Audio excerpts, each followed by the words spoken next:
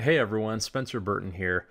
Allow me to introduce Ron Rohde. He is our ACRE legal contributor, and he'll be sharing a walkthrough of one of his real estate legal documents.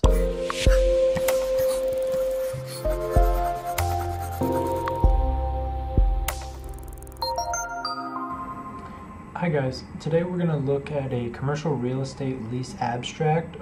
This is just a very simple summary. I prepare these for a lot of my clients, anybody who's acquiring a building with an existing in-place lease. This is basically just a 2 or 3 page document which outlines lease terms that are non-standard. I mean, every commercial lease has its nuances, and a triple net, simple as it is, there's a lot of variation. So we write this up, and it's as a extra bonus, you're going to be able to summarize the key inputs for the ACRE models. So what we can do is grab any lease and then extract those income numbers and populate it into a model, and it'll help you value your next acquisition. So without any further ado, let's jump in. Property address, very straightforward. We're going to list the street address, and this is going to be for a shopping center, so this will also have a suite number. Again, just to distinguish how many units they have. Maybe they also have suite 110, something like that. It'll give you an indication of how many units this is subdivided for and what the property address. Effective date, this was when the parties signed the lease. It can be useful to indicate, was this rushed, was this last minute, when was this signed, and who was signing that document. Commencement date, January 1st, 2012. I like to keep it simple, start of the year. Expiration date, also end of the year. Makes it very easy, 6-year term, super straightforward. Rentable area, 19,488 square feet. Tenant's pro rata share, super important. We look at this number for CAM charges. It's a 200,000 square foot building, roughly 10% base rent.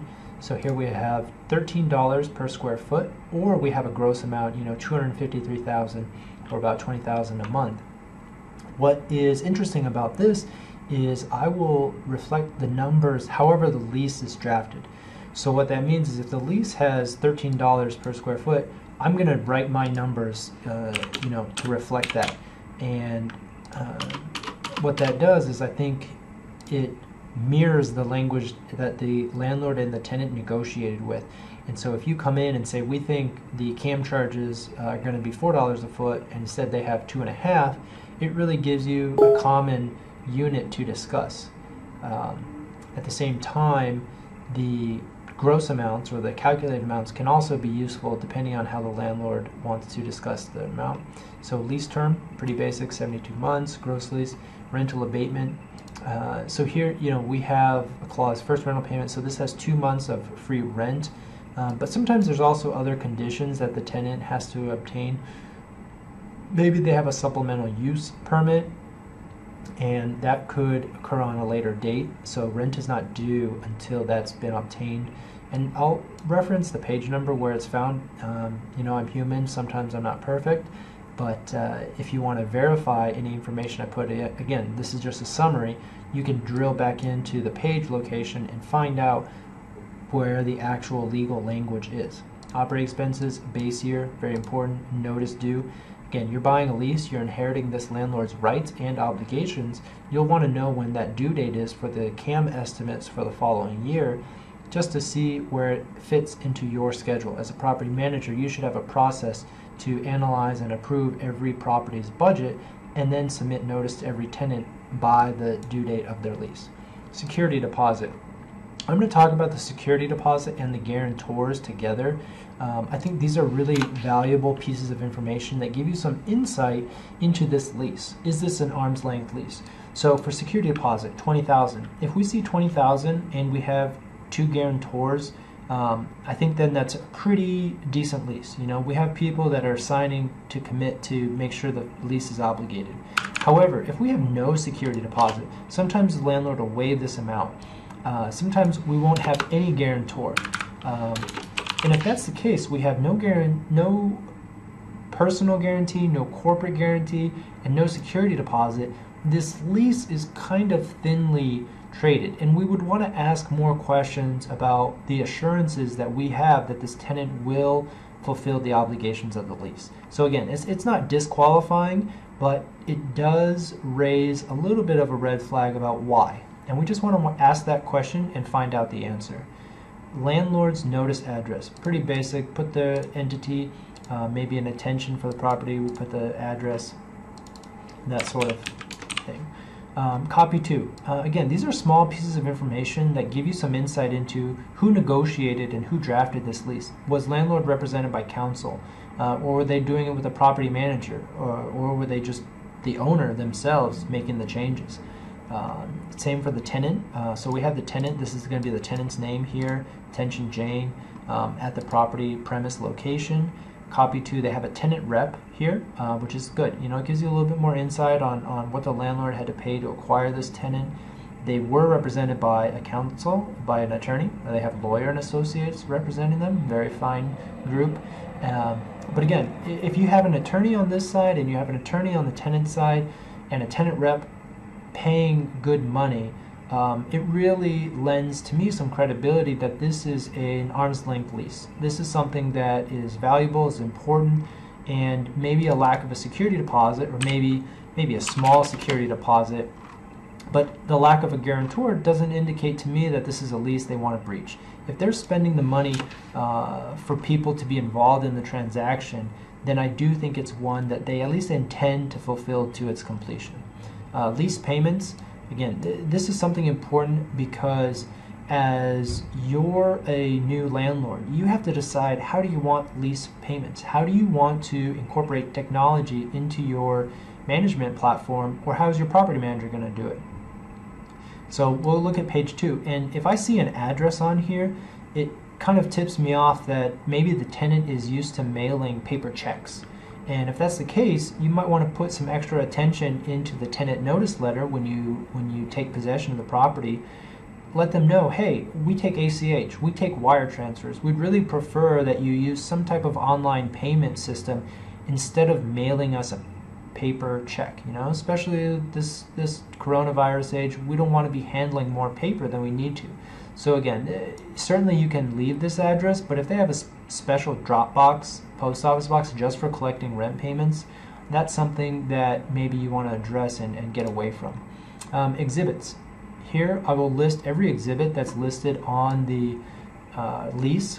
However, you'll notice that the parking exhibit D is actually not attached. So this is a great place where I'll call it out, and it might be the only place that you can tell the buyer, hey, we're missing an exhibit. It's pretty straightforward. I would say that I'll know to close, but it's not attached and I would like to put eyes on it, so let's go ask the seller for an additional copy of that exhibit D, just so I can review it and make sure, because this is part of our process of dotting the I's and crossing the T's, is I want to put eyes on everything.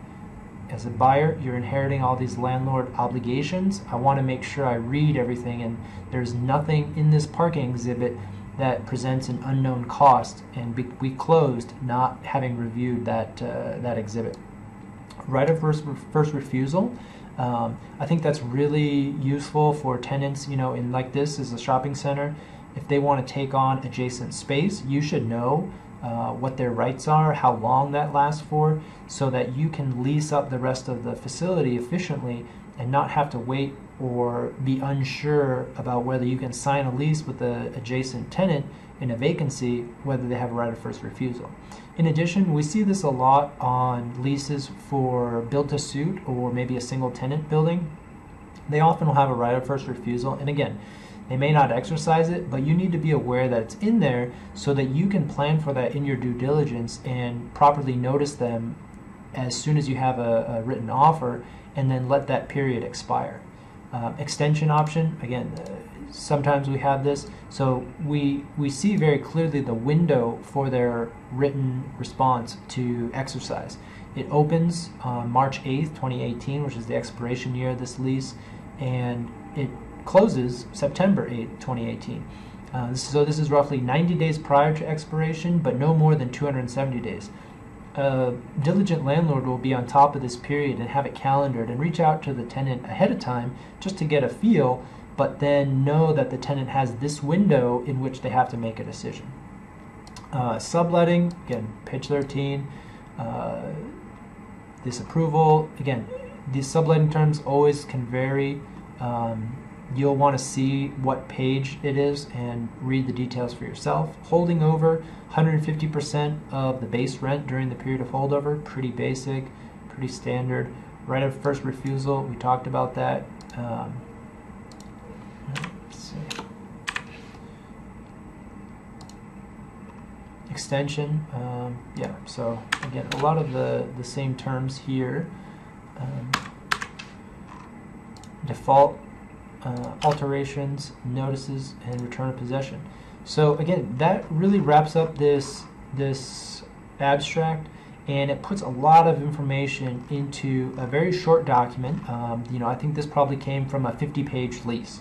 So you're talking about 50 pages condensed into 2, as well as keys for where to look up this information. And this is very similar to a letter of interest, but is based on an actual executed document. So it's not quite just a reverse of the LOI. The terms and information and how it's used are different. So I hope you find that useful, and feel free to reach out to me with any questions. Thanks.